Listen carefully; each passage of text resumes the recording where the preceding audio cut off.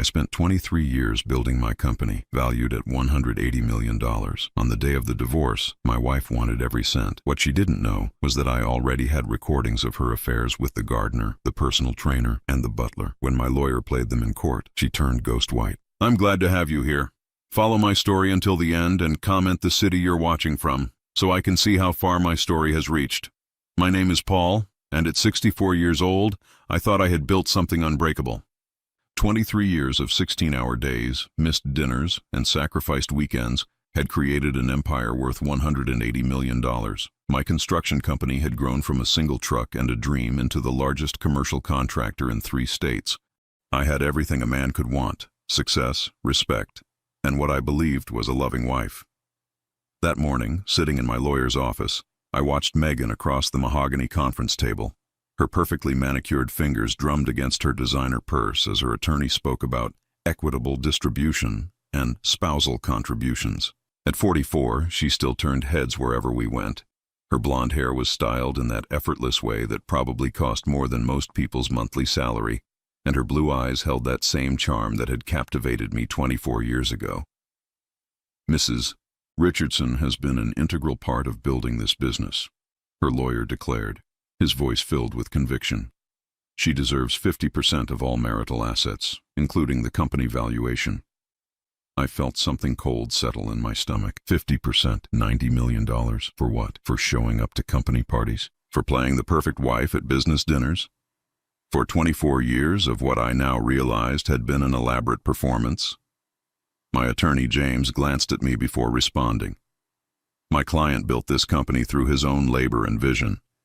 Mrs. Richardson's contribution to the business operations was minimal at best." Megan's eyes flashed with something I had never seen before: pure calculation. "Minimal?" she said, her voice rising slightly. "I supported Paul through every late night, every business trip, every stressful period. I was there when he wanted to give up. I was the one who encouraged him to take bigger risks, to expand."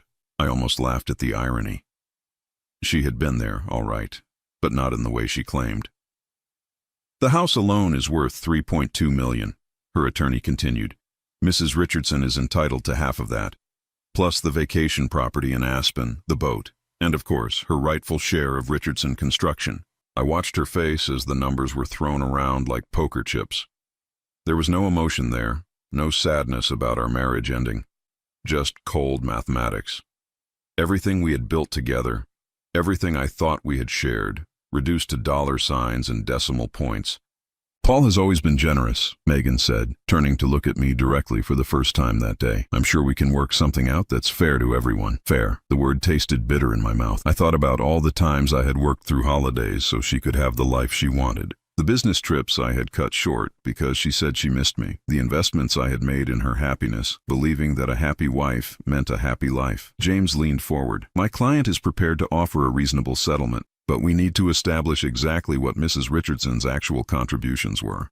Something shifted in Megan's expression, a flicker of uncertainty that lasted maybe half a second before that practiced smile returned.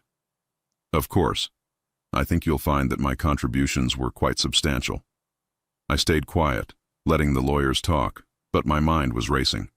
There were things about our marriage that Megan assumed I didn't know, patterns I had noticed but chosen to ignore, coincidences that had piled up over the years until they stopped being coincidences at all. The meeting ended with scheduling another session for the following week. As we gathered our papers, Megan approached me. "Paul, we don't have to do this the hard way. We can be adults about this." I looked at her, really looked at her, probably for the first time in years. She was still beautiful, still charming, still capable of making people believe whatever she wanted them to believe. But I could see something else now, something I had been blind to for far too long. "You're right," I said quietly. "We should definitely be adults about this." She smiled, probably thinking she had gotten through to me. "Good. I knew you'd be reasonable." I nodded, but inside something had crystallized. She had no idea what being an adult really meant in this situation.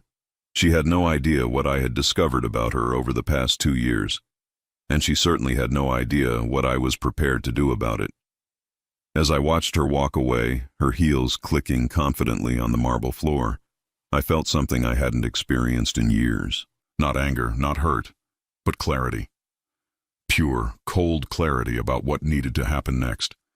Some truths have a way of staying buried until the exact moment they need to surface. Megan was about to learn that lesson the hard way. The drive home from the lawyer's office felt longer than usual. Every red light gave me time to think, to remember things I had pushed aside for years. Our house sat on 5 acres of perfectly manicured grounds, a testament to the success I had worked so hard to achieve. But as I pulled into the circular driveway, all I could see were the cracks I had been ignoring. The landscaping truck was there again. Marcus, our gardener, had been coming twice a week for the past 3 years, though I could never figure out why our grounds needed that much attention. He was young, maybe 28, with the kind of effortless charm that made him popular with all the wives in our neighborhood. I had hired him because Megan insisted we needed professional maintenance for our property. I sat in my car for a moment, watching through the living room windows. Megan was animated, gesturing as she spoke to Marcus by the pool. Even from this distance, I could see her body language had changed from the rigid professionalism she had shown in the lawyer's office. She was relaxed, laughing, touching his arm as she pointed toward the rose garden. The memory hit me like a punch to the gut. 2 months ago, I had come home unexpectedly from a business trip to Dallas. Flight got canceled, so I drove through the night instead of staying another day. I had walked into our bedroom at 7 in the morning, expecting to surprise Megan with breakfast in bed. The shower was running, and I could hear her voice through the bathroom door.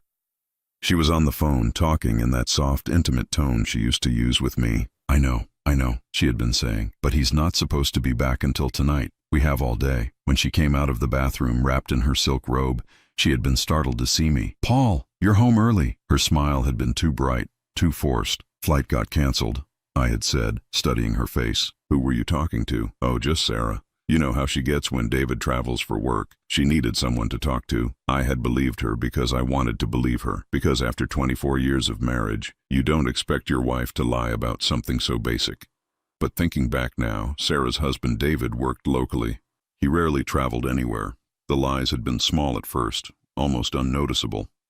Megan started going to the gym more often, spending hours with her personal trainer, Derek. He's helping me train for that charity marathon, she had explained when I mentioned how often his car was in our driveway. Derek was another young man, probably 30, with the kind of confidence that comes from being in perfect physical shape. I had supported her new fitness routine because I thought it made her happy. I had even paid Derek's expensive monthly fees without question. But the marathon never happened. There was always an excuse, always a reason to postpone. Yet the training sessions continued, sometimes lasting 3 hours on days when I was traveling for work. Then there was William, our house manager. We had hired him 6 months ago because Megan said managing our household had become too much for her. William was British, sophisticated, probably 35, with the kind of accent that made everything he said sound important. He coordinated our social calendar, managed the staff, and somehow always seemed to be around when I wasn't. I had thought we were lucky to find someone so dedicated. William often worked late into the evening, long after the other staff had gone home. Sometimes I would come back from business dinners to find his car still in our driveway at 10 or 11 at night. He's so thorough, Megan would say. Really goes above and beyond to make sure everything is perfect. Now sitting in my car, I started connecting dots I had been too trusting to see before. Marcus came on Tuesdays and Fridays, always when I was at the office. Derek trained Megan on Mondays, Wednesdays, and sometimes Saturdays when I played golf. William seemed to have the most flexible schedule of all, appearing whenever Megan needed him, which was surprisingly often. My phone buzzed with a text from James, my attorney. Need to discuss some strategies before next week's meeting. Can you come in tomorrow morning at 9? I stared at the message, then looked back at the house. Through the windows, I could see Megan and Marcus had moved inside. They were standing close together in the kitchen, and she was showing him something on her phone. Both of them were laughing. I made a decision that would change everything. Instead of going inside, I drove to a small electronics store across town. The young clerk looked bored until I mentioned what I needed. Home security system? He asked. Like cameras? Audio recording, I said quietly. Very discreet, something that won't be noticed. He showed me several options, explaining the battery life and storage capacity of each device. They were smaller than I had imagined, about the size of a shirt button, with adhesive backing that could stick to almost any surface. How long do these record? I asked. This model can go for up to 72 hours on a single charge, he explained. Voice activated, so it only records when there's sound. And it uploads everything to a secure cloud server, so even if someone finds the device, the recordings are safe. I bought 3 of them. Driving home, I felt like I was betraying 24 years of marriage, but I also felt like I was finally waking up from a dream that had been slowly turning into a nightmare. The signs had been there all along. I had just been too busy building an empire to notice that my own home was being invaded. When I walked through the front door, the house was quiet. Megan was in her office, door closed, talking on the phone again. I could hear her voice through the wall, that same soft, intimate tone I had heard that morning 2 months ago. I went to my study and sat behind the desk where I had planned business strategies that had made us millions. Now I was planning something entirely different, something that might save me from losing everything I had worked for to someone who had never deserved any of it in the first place. The next morning, while Megan was at her yoga class, I would begin discovering exactly who my wife really was. The small recording device felt heavier than it should have as I held it in my palm that Tuesday morning. Megan had left for her yoga class at 8:30, which gave me about 2 hours before she returned. I knew Marcus would arrive around 10, just like he had every Tuesday for the past 3 years. I placed the first device under the edge of the kitchen island, where the granite overhang created a perfect shadow.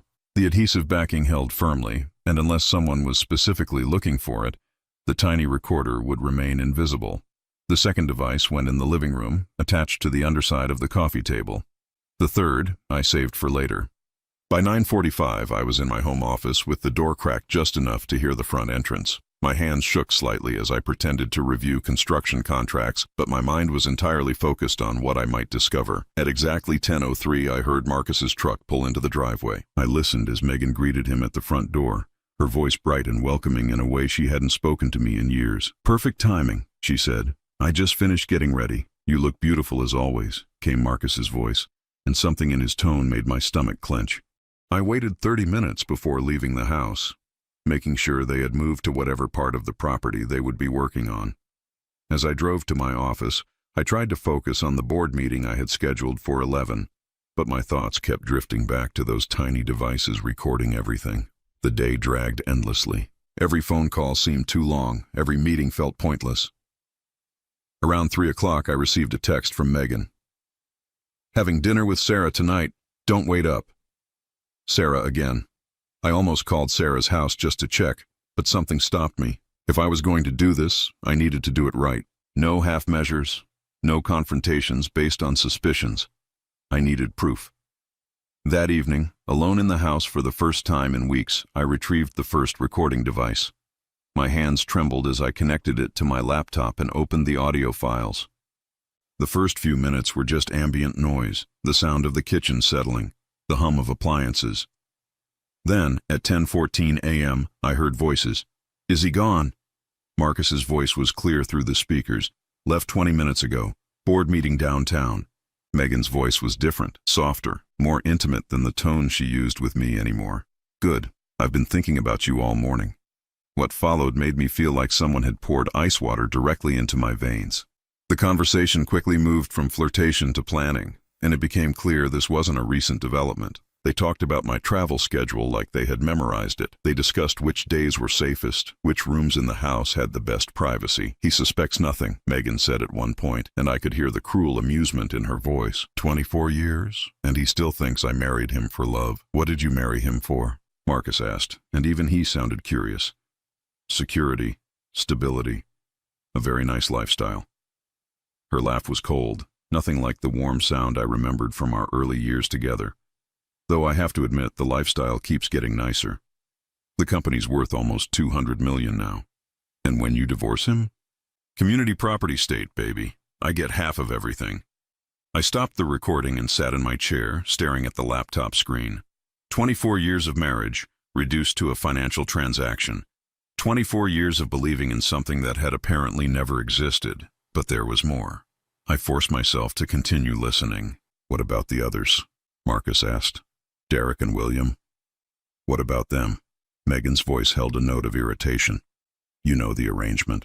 Different days, different needs. Derek keeps me in shape. William handles the More sophisticated requirements. And me, you're my gardener, baby. You keep things growing. Their laughter felt like knives in my chest. I realized I was gripping the edge of my desk so hard my knuckles had turned white. The recording continued for another hour, but I couldn't process much of what they said. My mind kept circling back to one phrase: the arrangement. This wasn't just an affair. This was a system, carefully planned and executed while I built a business empire, believing I was providing for the woman I loved. The next few days passed in a haze. I went through the motions of my normal routine while internally everything had changed. Megan seemed exactly the same, chatting about her day, asking about mine, playing the role of devoted wife with an Oscar-worthy performance. On Friday, Derek came for Megan's training session. I made an excuse to work from home, and by now, placing recording devices had become routine. This time, I put one near the home gym we had built in the converted garage. The workout session lasted 3 hours. When I listened to the recording that evening, I discovered that actual exercise comprised maybe 30 minutes of that time.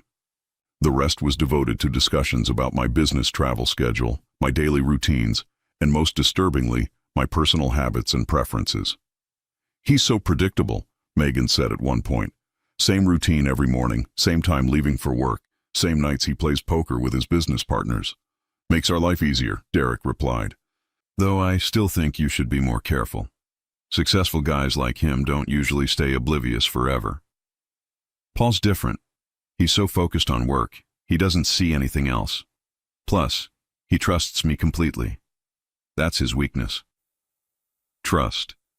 The foundation of our entire marriage, reduced to a weakness to be exploited. But what came next in the recording made me realize this situation was far worse than simple infidelity. "So when are you filing?" Derek asked. "Soon. William's been helping me understand the financial structure of the business. Turns out Paul's been very smart about protecting assets, but there are still vulnerabilities." "What kind of vulnerabilities?"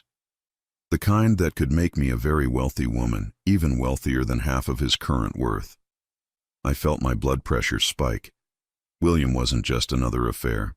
He was helping her strategize against me. "How much wealthier?" Derek pressed.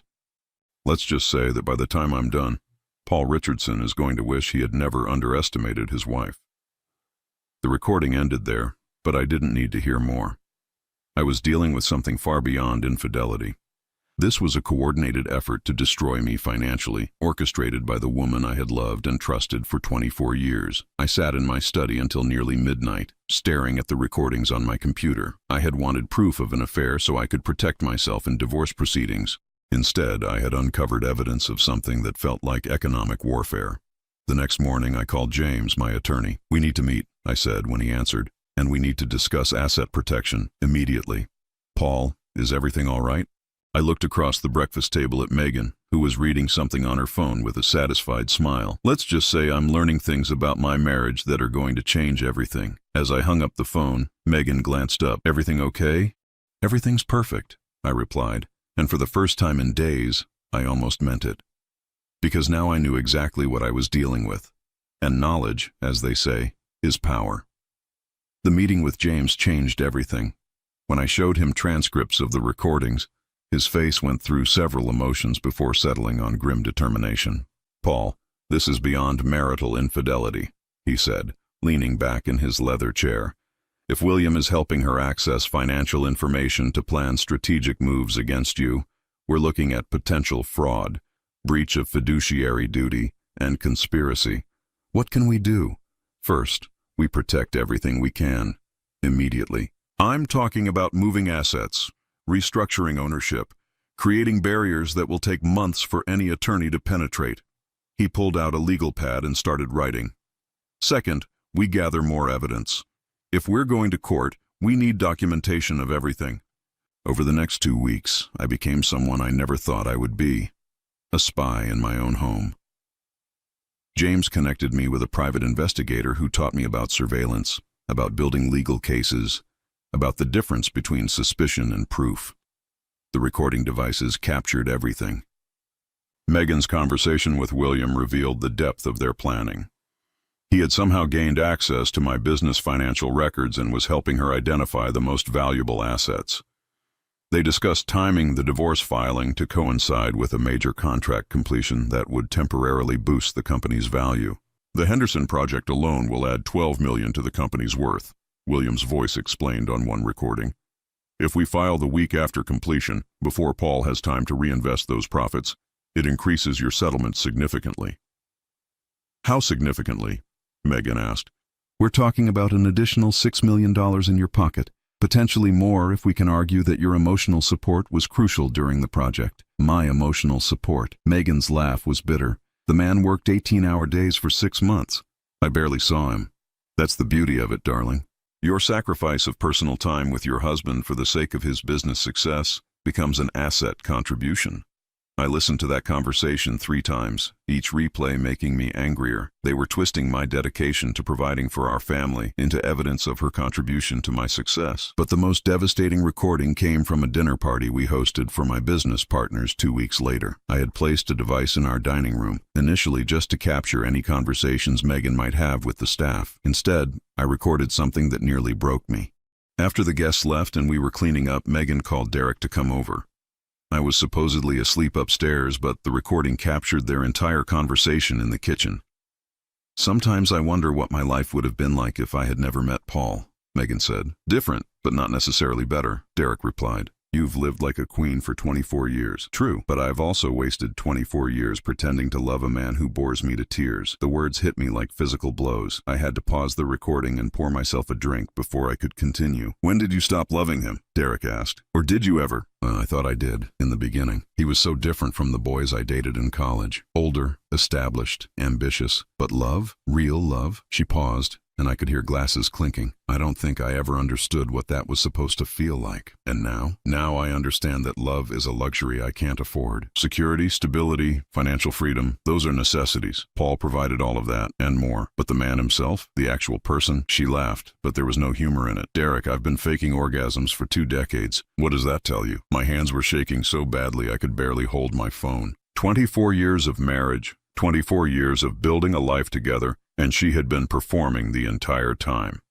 The irony is, Megan continued, he probably thinks we have a great marriage. Men like Paul live in their own little bubble. As long as dinner's on the table and I show up to his business functions in the right dress, he's satisfied. Won't you miss the lifestyle when you leave? Who says I'm leaving the lifestyle? I'm leaving Paul. With half his money, I can live exactly the same way, just without having to pretend I enjoy his company. What about the company itself? Richardson Construction is his whole life.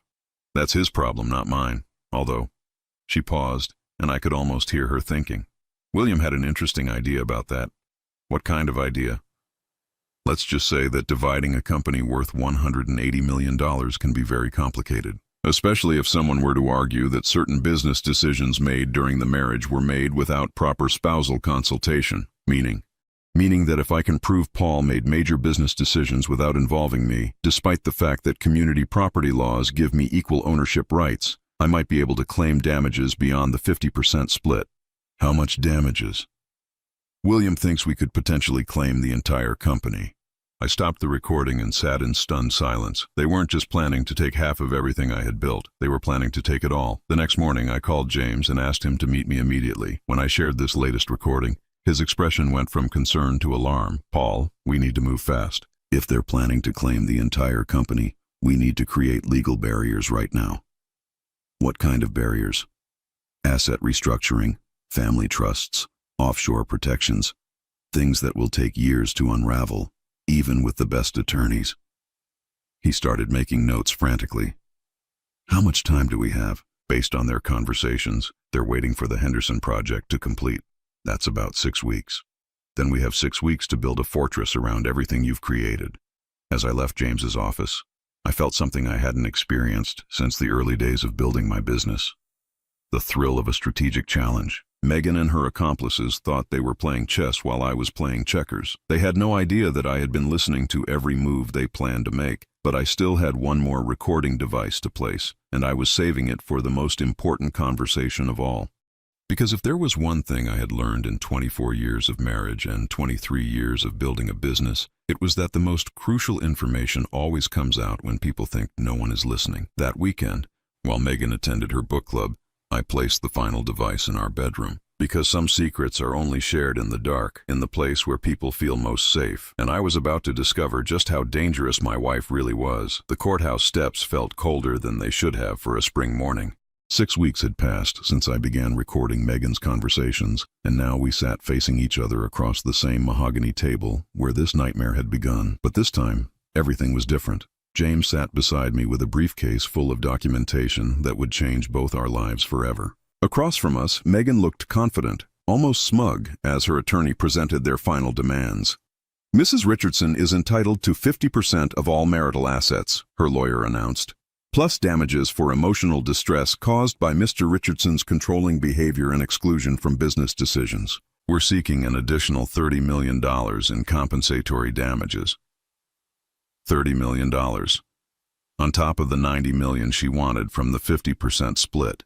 They were trying to take $120 million from me, leaving me with $60 million from the company I had built from nothing. Furthermore, her attorney continued, Mrs. Richardson believes the company itself was built using marital funds and community property principles. She's requesting dissolution of Richardson Construction with equal distribution of all assets. Dissolution. They wanted to destroy my company entirely. I watched Megan's face as these demands were presented. There was no sadness there, no regret about ending our marriage, just cold calculation as she watched her attorney attempt to dismantle my life's work. These are serious allegations, James replied calmly.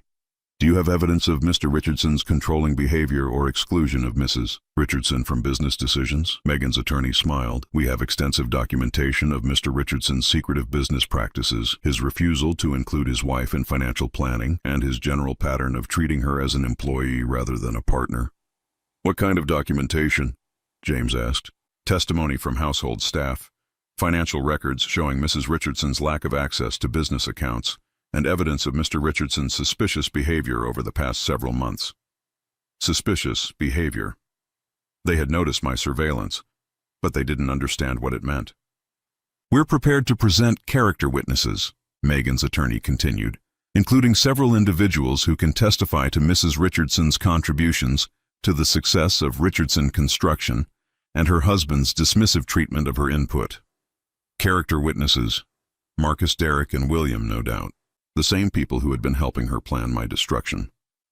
James opened his briefcase and pulled out a single manila folder. Before we proceed with settlement discussions, we'd like Mrs. Richardson to listen to something. Megan frowned. Listen to what? James placed a small digital recorder on the table. Audio recordings made in your marital home over the past 6 weeks. The color drained from Megan's face instantly. Her attorney leaned forward. What kind of recordings? Conversations between Mrs. Richardson and various individuals discussing their plans to defraud Mr. Richardson of his business assets. That's illegal surveillance, Megan's attorney snapped. Any recordings made without consent are inadmissible. Actually, James replied smoothly, in this state, single-party consent is sufficient for audio recordings. Since the recordings were made in Mr. Richardson's own home, with his consent, they're perfectly legal. Megan's hands were trembling now. She knew exactly what was on those recordings. This is a violation of privacy, her attorney protested, but his voice lacked conviction. Privacy has certain limitations when it comes to criminal conspiracy, James said. Would you like to hear the recordings, or shall we proceed directly to our counteroffer? Megan and her attorney exchanged glances. I could see the panic building in her eyes as she realized the carefully constructed narrative she had built was about to collapse. Play them, Megan said quietly. Her voice was barely above a whisper. James pressed play on the first recording. Megan's voice filled the conference room clear and unmistakable, discussing her plan to take half of everything I owned. 24 years, and he still thinks I married him for love. Her attorney's face went pale. This wasn't just marital discord. This was evidence of deliberate deception spanning decades. James played excerpts from multiple recordings. Megan's conversations with Marcus about my travel schedule. Her discussions with Derek about my personal habits and weaknesses. Her planning sessions with William about accessing my financial records and timing the divorce filing for maximum financial impact. But the worst was yet to come. James had saved the most damaging recording for last. The conversation I had captured in our bedroom 3 nights ago, when Megan had invited William over after I had supposedly gone to sleep. The beauty of this plan, William's voice came through the speakers, is that Paul will never see it coming. By the time he realizes what's happening, you'll control everything, and if he fights back, we destroy him completely. I've documented enough questionable business practices to keep him tied up in litigation for years. Even if he wins eventually, the legal cost will bankrupt him. What about the emotional angle? We paint him as an abusive husband who controlled your access to money and excluded you from business decisions. With the right testimony, we can make you look like a victim of financial abuse. And our friends will testify to that? Marcus, Derek, and I will all confirm that Paul was controlling, dismissive, and emotionally unavailable. We'll say you confided in us about feeling trapped and financially dependent. Even though none of that is true. Truth is relative in divorce court, darling. What matters is the story we tell and how convincingly we tell it. The recording continued for another 10 minutes, detailing their plan to fabricate evidence of emotional abuse, to claim that I had hidden assets, and to argue that my business success was dependent on Megan's emotional support and social connections. When James finally turned off the recorder, the silence in the room was deafening. Megan's attorney was staring at his notes, probably calculating how quickly he could withdraw from the case.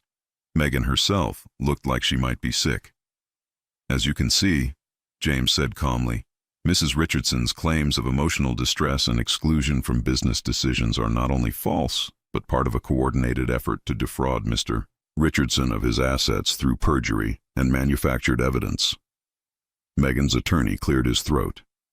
We need to discuss this privately with our client. Of course, James replied. While you're discussing, here are the terms of Mr. Richardson's counteroffer. He slid a document across the table. Mrs. Richardson will receive a settlement of $5 million and can keep her personal belongings and jewelry. In exchange, she will sign a non-disclosure agreement regarding this marriage and will not contest the divorce or make any further claims against Mr. Richardson or his business. $5 million? Megan's voice was hoarse. That's nothing compared to what I deserve. What you deserve, I said, speaking for the first time since the recordings had played, is criminal prosecution for conspiracy to commit fraud. $5 million is generous considering you could be facing prison time. This is extortion, her attorney said weakly. No, James replied. This is justice.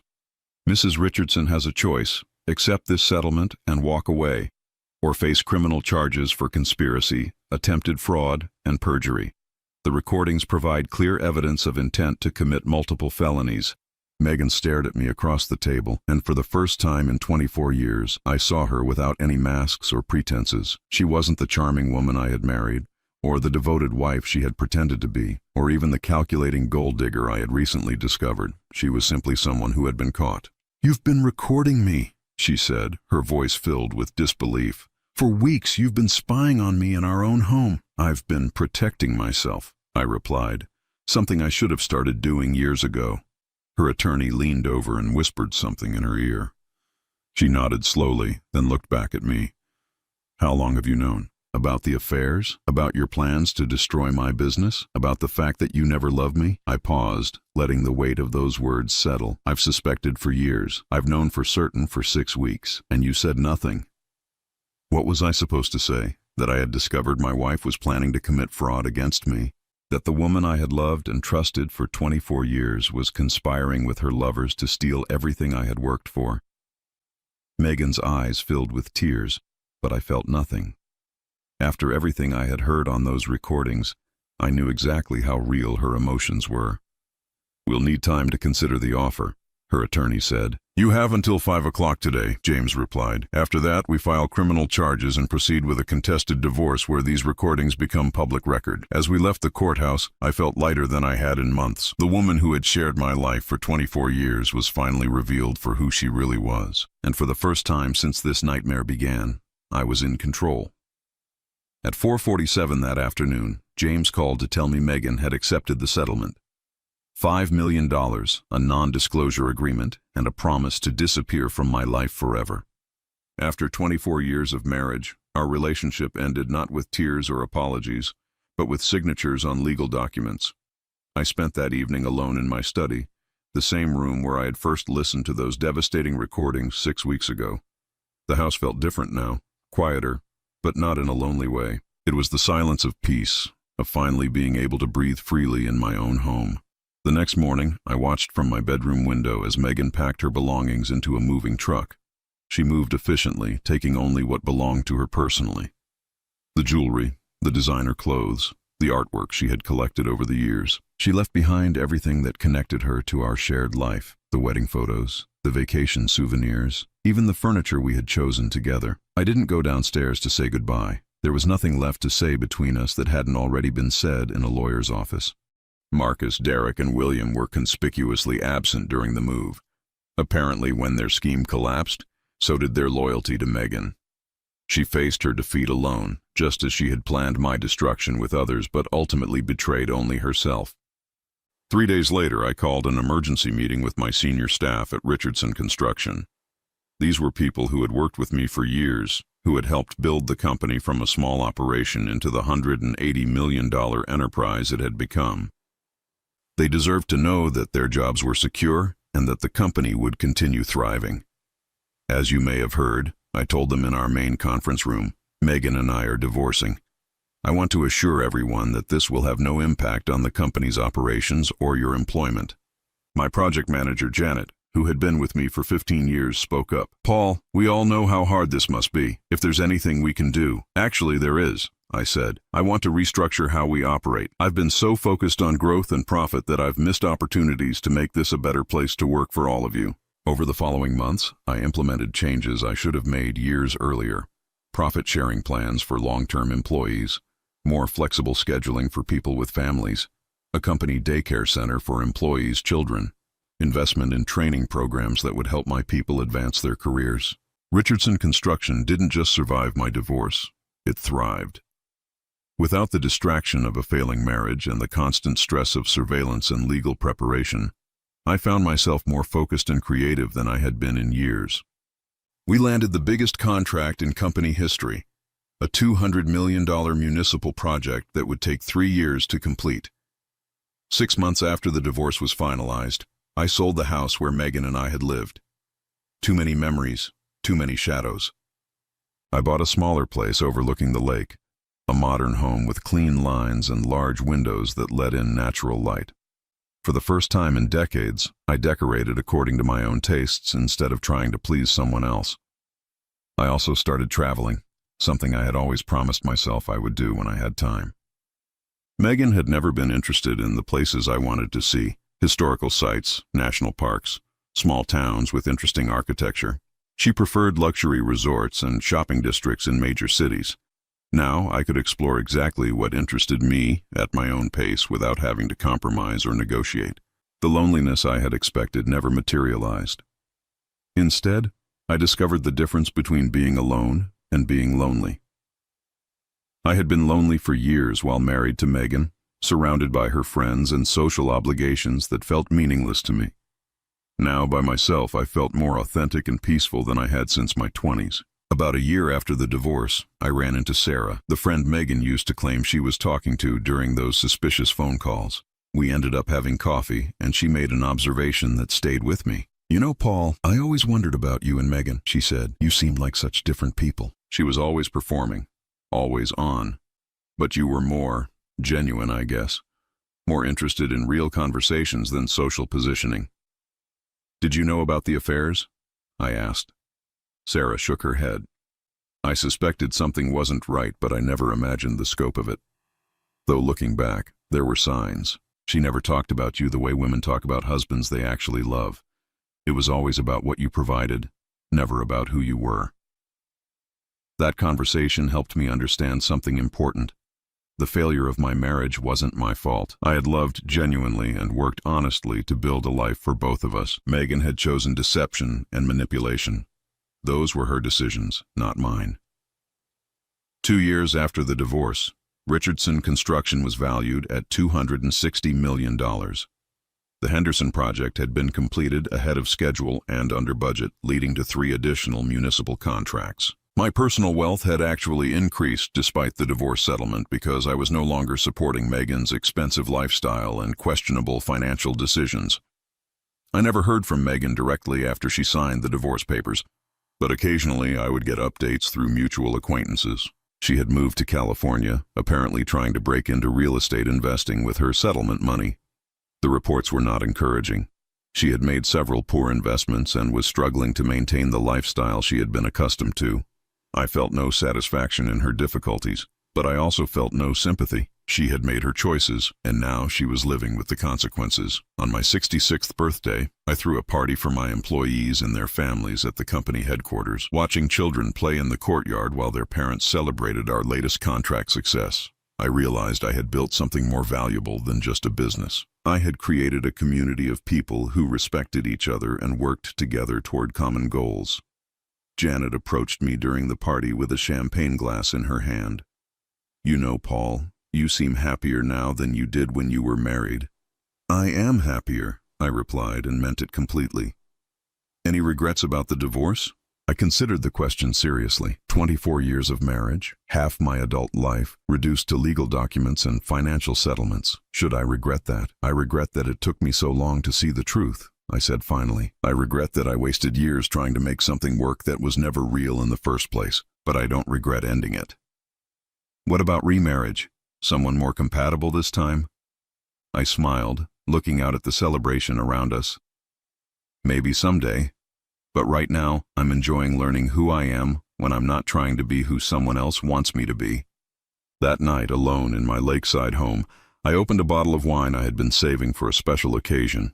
Sitting on my deck, watching the sunset reflect off the water, I raised my glass in a private toast to freedom, to truth, to the courage to start over at 66, to building an empire that no one could take away because it was built on genuine relationships and honest work, rather than lies and manipulation, and to the realization that sometimes the best thing that can happen to you is discovering that the life you thought you wanted was never really yours to begin with. The evening breeze carried the sound of laughter from a neighbor's barbecue, and for the first time in decades, I felt completely at peace with exactly where I was and who I had become.